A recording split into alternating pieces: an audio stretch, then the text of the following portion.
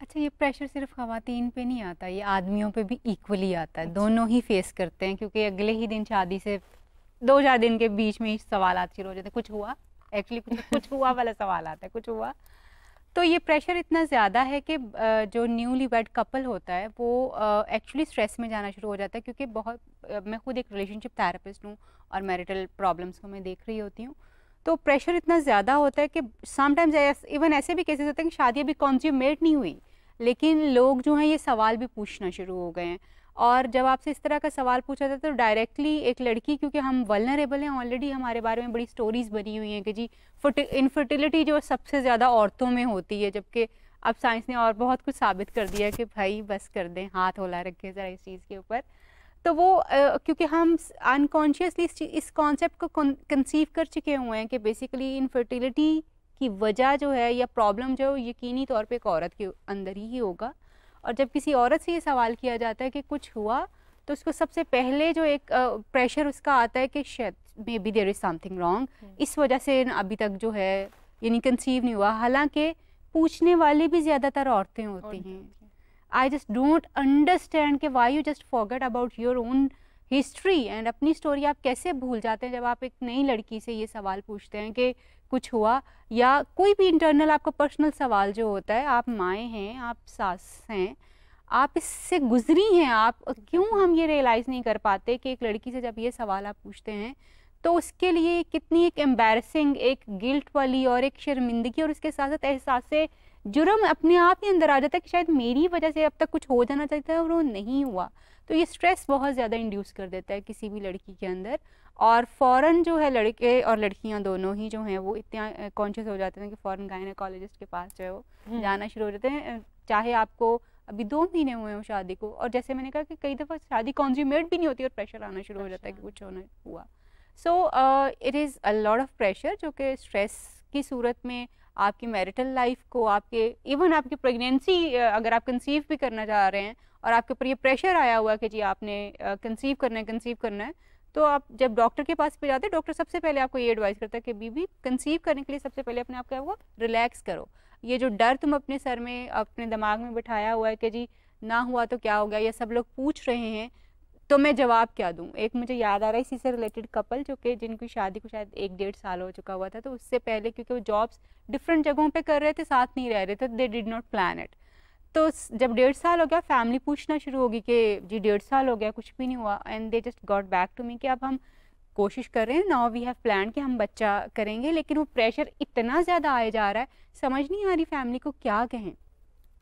तो फिर उनको ये चीज़ बतानी पड़ी कि काइंडली थोड़ा सा आप अपनी फैमिली को खुद ही अपनी मुंह से ये बात कह दें कि हम लोग अपने अभी प्लान कर रहे हैं, हमारी प्लानिंग का ये हिस्सा है कि हम कब जो है कंसीव करना चाहेंगे या कब हम बच्चा पैदा करना चाहेंगे। जब आप एक दफ़ा जवाब दे देते हैं ना किसी को मुनासिब तरीके से, इंसल्टिंग वे में या टॉन्ट करके या बुरे तरीके से नहीं, मुनासिब तरीके से कि हम लोग प्लान कर रहे हैं कि अब हम बच्चा जो है उसकी तरफ जाना शुरू हों, तो फिर वो आसान हो जाता है आपके लिए कि आपको हर रोज़ जवाब नहीं देना पड़ता। मगर अगर आप सुनते रहते हैं, खुद से सुनते रहते हैं और अंदर से खुद ही घुलना शुरू हो जाते हैं, डरना शुरू हो जाते हैं, तो देन प्रेशर जो है वो डबल हो जाता है आपके ऊपर। So you just need to tell it once for all कि हम इस पर सोच रहे हैं। और अगर अभी आपका बच्चा पैदा करने का प्लान नहीं है but family is there to ask you, तो क्लियरली बता दें कि हमारा अभी बच्चा करने का अगले 1-2 साल कोई प्लान नहीं। ये आपको बहुत सारे स्ट्रेस से, बहुत सारी परेशानी से और आपके मैरिटल रिलेशनशिप को ख़राब होने से बचा लेगा। क्योंकि समटाइम्स होता ये कि मियाँ बीवी दोनों ही नहीं प्लान करना चाह रहे होते अभी बच्चा, वो एक दूसरे के साथ अपना टाइम गुजारना चाह रहे होते हैं, लेकिन जब फैमिली की तरफ से प्रेशर आना शुरू हो जाता है तो बीवी हस्बैंड को कहना शुरू कर देती है आप ये भी नहीं रेडी हो रहे, या आपकी वजह से ये सारी चीज़ें आप देखें मुझे सब कुछ सुनना पड़ रहा है। और समटाइम्स फीमेल नहीं रेडी होती तो वो फिर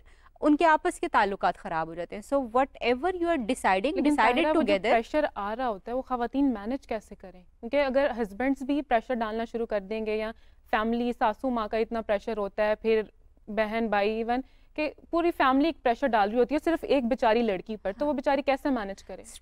tell it straight to them कि आप अगर आपका प्लान है तो आप उनको बता दीजिए कि मेरा अभी हम लोग इसके प्लान के फेज में हैं, और अगर अभी आप नहीं कंसीव करना चाहते तो ये भी डायरेक्टली बता दीजिए कि अभी हमारा अगले 1-2 साल 5-6 महीने कोई प्लान नहीं है। बिकॉज जब आप स्ट्रेट बात करते हैं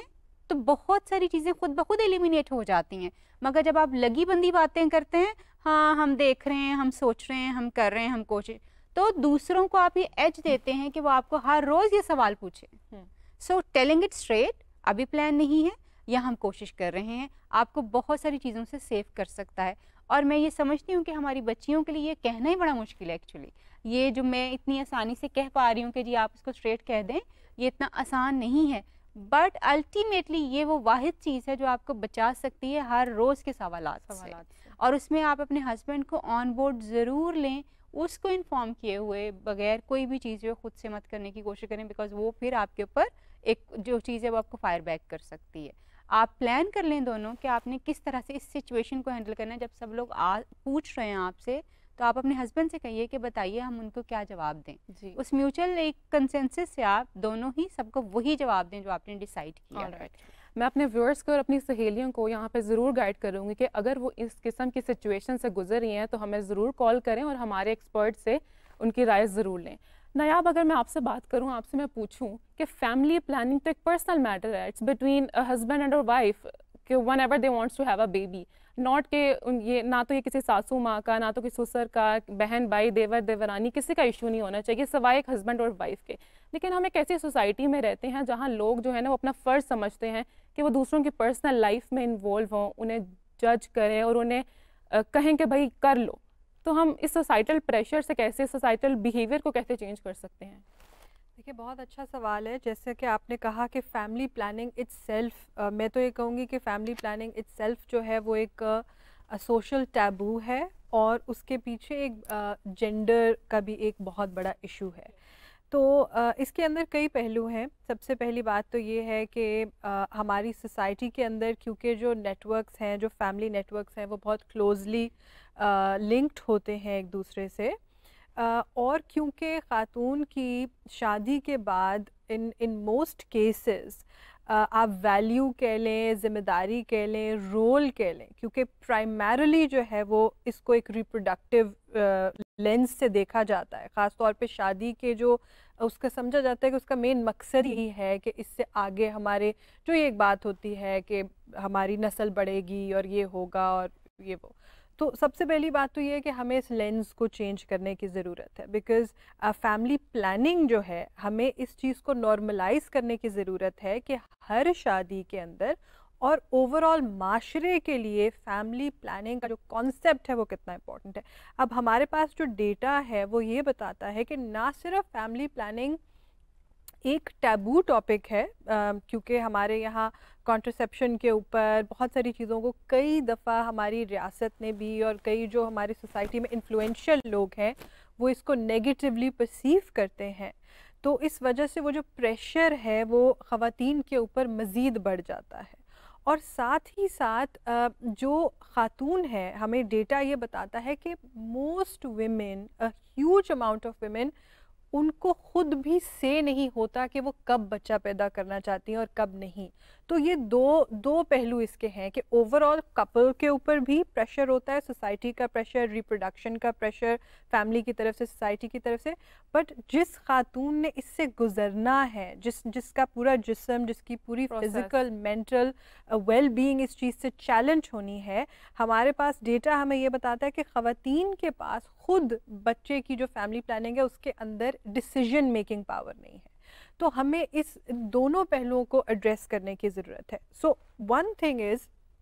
कि माशरे में हमें इस चीज़ को प्रमोट करना है कि ख़ातून का अपना राइट होना चाहिए। हमारे पास डेटा हमें ये बताता है कि जितनी ज़्यादा एजुकेटेड मदर्स होती हैं, जितनी ज़्यादा अवेयर मदर्स होती हैं, जो सेकेंडरी एजुकेशन से गुजरी हों, हायर एजुकेशन से गुजरी हों, they are more likely to be more involved in family planning, और they are also more likely to space out their children because उनको पता है कि इसके health repercussions क्या होते हैं। तो ये प्रिवेंटेटिव जो चीज़ें हैं, ये प्रिवेंटेटिव अवेयरनेस जो है माशरे के अंदर, इसको देना बहुत ज़रूरी है। साथ ही मैं ख़ातून की बार बार इसलिए बात कर रही हूँ क्योंकि अल्टीमेटली ये प्रेशर, ये ट्रॉमा, ये स्ट्रेस सबसे ज़्यादा जो है वो उस ख़ातून को ही इफ़ेक्ट करता है। और क्योंकि हमने ख़वातीन को प्राइमरली उनके रोल को एज अ केयर गिवर या एज समबडी जिसने रिप्रोड्यूस करना है, उसके अलावा हम उनको मुख्तलिफ रोल्स के अंदर अभी तक से इमेजिन नहीं कर पा रहे।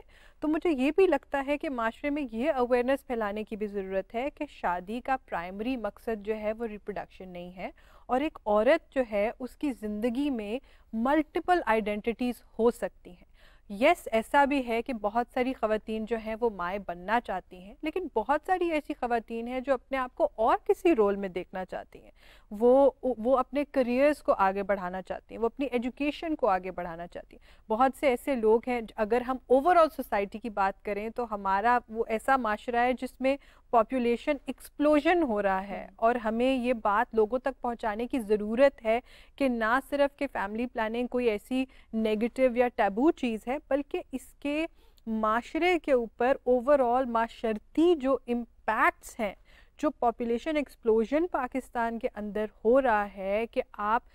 ये समझते हैं मतलब इवन वो लोग जो एक बच्चे के लिए प्रोवाइड नहीं कर सकते, इस प्रेशर की वजह से, इस लैक ऑफ अवेयरनेस की वजह से वो 5-5, 6-6 बच्चे पैदा कर रहे हैं, and then they are not adequately able to provide. So I think कि ये माइक्रो इशू भी है, ख़ातून की खुद मुख्तारी, ख़ातून का रोल, ये फैमिली इशू भी है कि जिसमें ओवरऑल प्रेशर, और ये एक मैक्रो सोसाइटल इशू भी है जहाँ मैरिज औरतों और माशरे को एक मुख्तलिफ नज़र से देखने की ज़रूरत है।